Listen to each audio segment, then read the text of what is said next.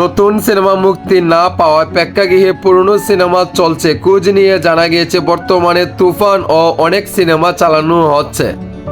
সিনেমাগুলো নতুন করে মুক্তি দেওয়া হয়েছে। দেশের পরিস্থিতি স্বাভাবিক হলে নতুন সিনেমা সেন্সরে ছাড়পত্র না পাওয়া ছবির মুক্তি দিতে পারছেন না প্রযোজক ও পরিচালক।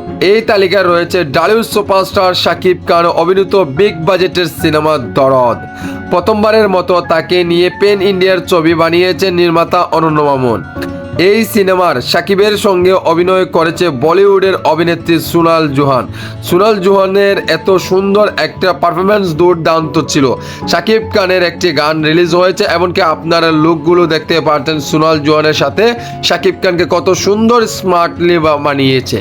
যে কোনো সময় ভূমিকম্প হতে পারে আমাদের বাংলাদেশের দরদ দিয়ে। দরদ এমন একটি সিনেমা, আপনারা যারা দেখবেন তারা বলবেন এটা কে, এটা কি শাকিব খান? হ্যাঁ ভাই, এটাই শাকিব খান।